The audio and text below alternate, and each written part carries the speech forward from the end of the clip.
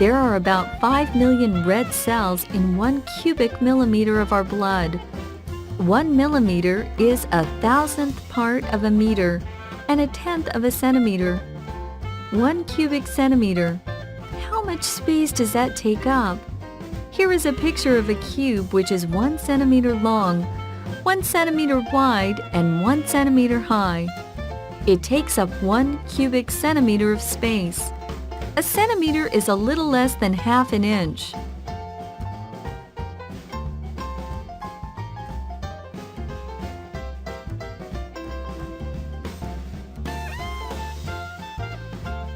You can put a paper cube this size together for yourself, or cut one out of soap or cheese. To make a paper cube, take a pencil and make 6 1-centimeter squares like this. Now take your scissors and cut round the outer lines. Do not cut the broken lines, but make folds there. Put the edges together to make a hollow paper cube, as in the picture. Your cube will be a cubic centimeter in size. A cube has 6 sides. Its sides are equal squares. The surface of a 1 centimeter cube is 6 square centimeters. In 1 cubic centimeter of our blood, there are about 5 billion red cells.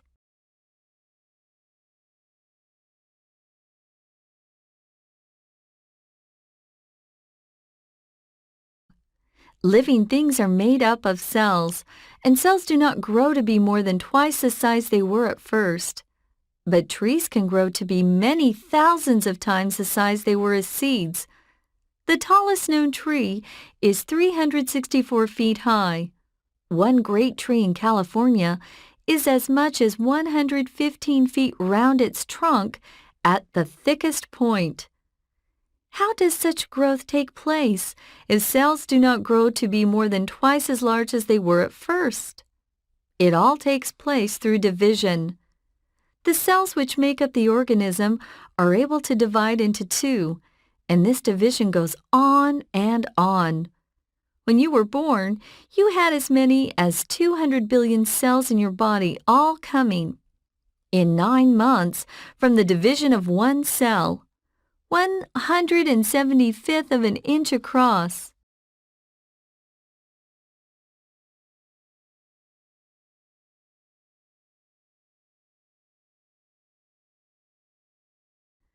All organisms which you see in the world about you have grown by cell division. You and I have become what we are through billions of divisions in the cells, whose outcome is our cell structure at this minute. In cell division, the 2 halves of the cell, as you see in picture 4, become ready to separate. In picture 5, you see that they have separated. The cell in picture 1, by division, has become 2 separate cells. The daughter cells do in every way the same as their mother cell did. One of the greatest questions scientists are working on is, what keeps the daughter cells doing what they have to do?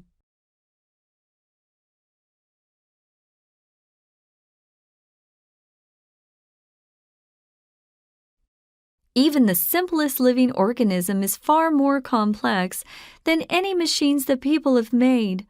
Organisms are built up of parts which are themselves more complex than any machine. And these parts in turn are the most complex things the science of chemistry knows. It is because they are so complex that they can work together in an organism in so many different ways. Chemistry is about the different ways in which different materials are built up. For example, water is made up of oxygen and hydrogen united in a way which may be represented like this. Carbon dioxide is made up of carbon and oxygen in a way which may be represented like this. Chemists make use of the formula H2O for water in their writing. They use formulas to represent the structure of all material things.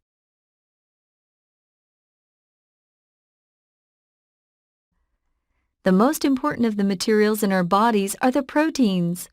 Among them are materials with the most complex structures known to the chemist. We can get some idea of how complex proteins are by comparing the formula for one of them with the formula for water or for carbon dioxide.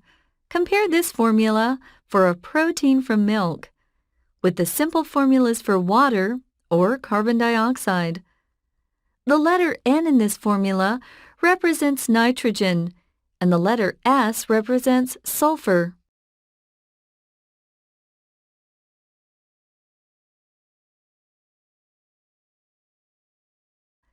There may be as many as 100,000 different sorts of proteins in the human body, at work in as many different ways.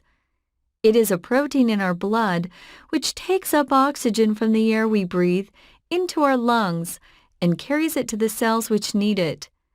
It is another protein which makes our bones strong, and another which makes our muscles able to pull on and move our bones. It is other proteins in our hair and skin and nails which make them what they are. Others again do very important work in the digestion of food, in controlling other changes in the body, in keeping it healthy, and in making children become so surprisingly like their parents.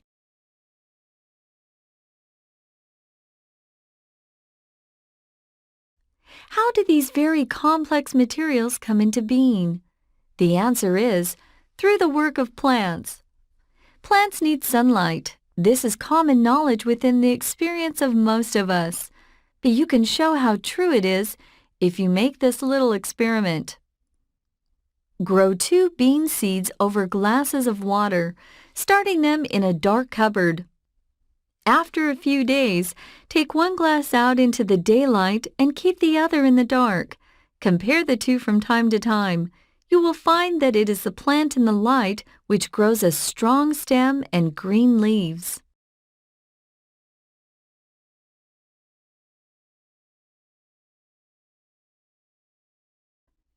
In 1772, the Englishman Joseph Priestley, the discoverer of oxygen, made a most important experiment.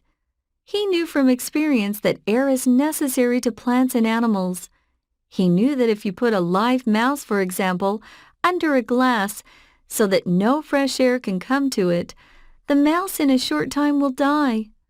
It will have taken all the oxygen out of the air, and without oxygen, it cannot go on living.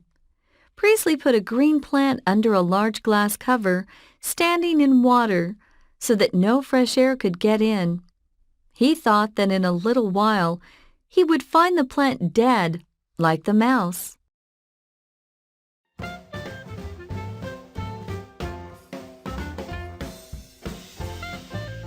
But no, here is what he said. When it had gone on growing there for some months, I found that the air would neither put out a candle, nor was it bad for a mouse which I put into it. In other words, the green plant had not used up all the oxygen in the air. The next step was taken when a Dutch scientist found that Priestley's experiment would not work without light. In the light, a plant gives out oxygen and builds up sugars and other complex materials in itself. In the dark, it gives out carbon dioxide and water.